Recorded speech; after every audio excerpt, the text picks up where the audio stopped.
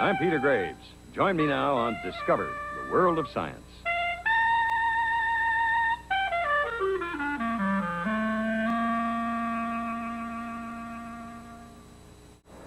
Can you believe that? She left town. She left town. All the people here in this cafe are communicating. People are using speech to express themselves. They're using facial expressions. The couple back there are even using sign language. People are joking and telling stories and sharing gossip. It's hard to imagine living without being able to have easy, natural communication. And yet, for the tens of thousands of Americans who are both blind and deaf, communication is a constant struggle. This story is about some dedicated engineers who were trying to change that. Checking in between the letters. This is Dexter, the talking hand. Dexter was built by Stanford University engineering students Dave Fleming and Greg Walker. What about that A? That thumb on that A? Controlled by a keyboard, Dexter talks by finger spelling, Try a couple weeks. employing a standard alphabet used by the deaf. One more time. Okay, that feels good. You got good tension on that. Beneath Dexter's elegant glove is a hand of metal and plastic, wires and pulleys and springs, designed to allow people who don't know finger spelling to talk to those who do. This is an exciting project for me because I know it's going to help a lot of people who are deafblind, who really have no other way of communicating with the hearing world. Nancy Seiden has been deaf from birth and has recently all but lost her sight. Her husband, Matt, is also deaf. They talk to each other beautifully through their hands. In Nancy's case, by touch alone. But talking to people outside the deaf community is next to impossible. Sometimes people come up to me and they just start talking to me and stuff, and I, what's going on and stuff? Who are you? I can't hear you, and I can't really see you, and I sit there and try to talk slower, and it doesn't do any good because I can't see, and then they end up leaving me and stuff because I can't understand. Nancy is about to meet Dexter for the first time.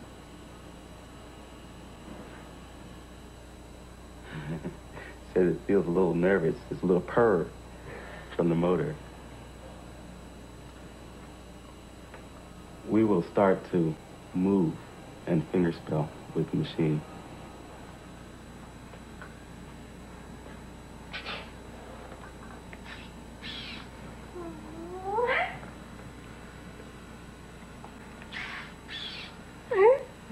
A. E. Dexter's fingers and joints are designed so it can shape the finger-spelled letters of the alphabet almost as well as a human hand. But it feels very different from a human hand, and it takes some getting used to. For instance, Nancy's having trouble telling the difference between Dexter's signs for a U and an R. Okay, do it again. For an R, the fingers are slightly crossed. R. Man, it's really exciting. I was a little worried that she might not be able to understand it, but as you see, she can understand it, so this is great. Now it's time for some sentences. He's typing, how are you doing? I finished it. I'm fine. Doing fine.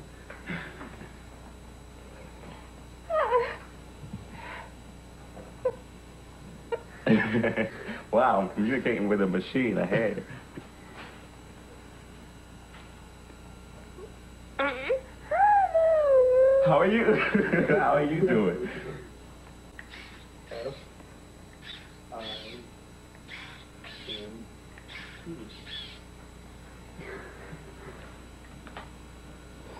You are wonderful.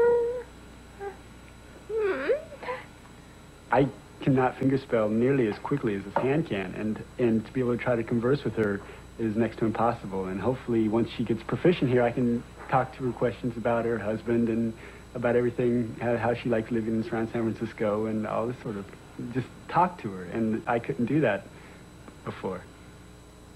This is with the help of Dexter, people can talk to Nancy.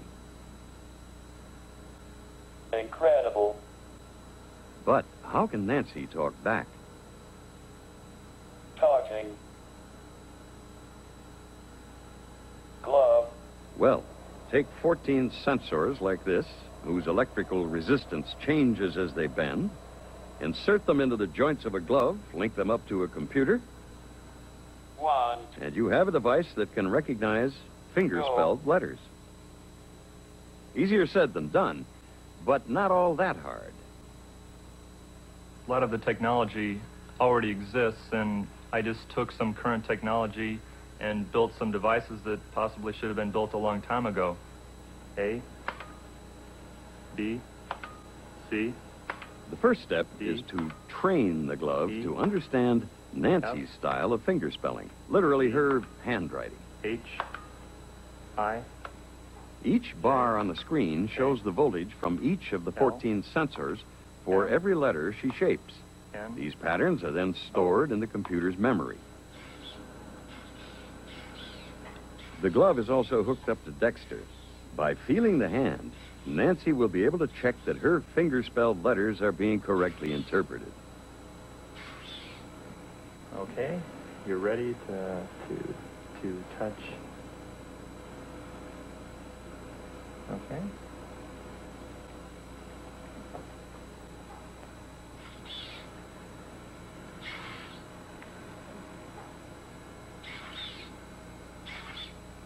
Hello. I am. Nancy can tell what she is saying through Dexter.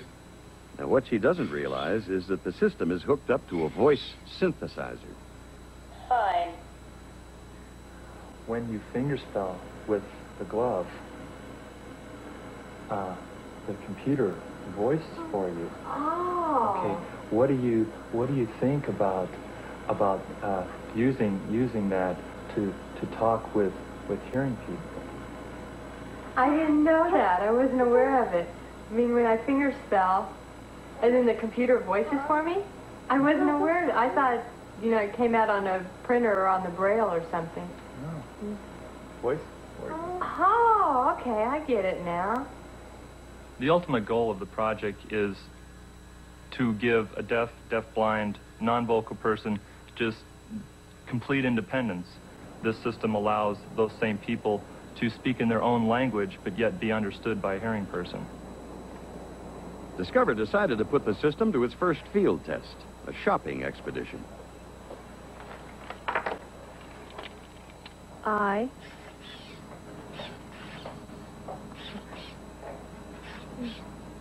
brush.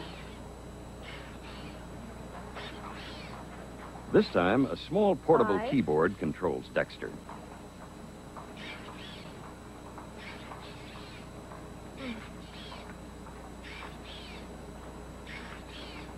Dresses.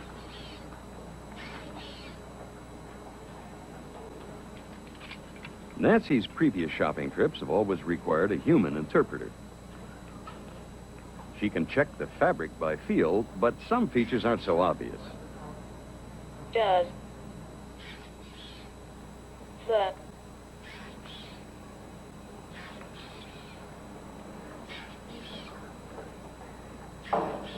dress have pockets? Okay, here we go. Let's try it on. Thanks to Dexter and the talking glove, Nancy is communicating with a hearing person in her own language for the first time. Yes. Yay, okay. On this trip, Nancy's interpreter, Cindy, came along. Hi, what a beautiful dress. Oh, this is nice. Both Dexter and the talking glove are still far too primitive and clumsy to act as Nancy's ears and voice beyond the laboratory. But that day will come. Nothing's impossible. We had this tremendous project, but within the first 2 weeks, we came up with 5 possible solutions that we really thought could work. If every engineer developed one useful tool for the handicapped, their lives would be just so much better. A lot of the technology already exists. It just needs a few capable people to tie a lot of the technology together and to build some really incredible devices that can make a big impact on disabled persons' lives.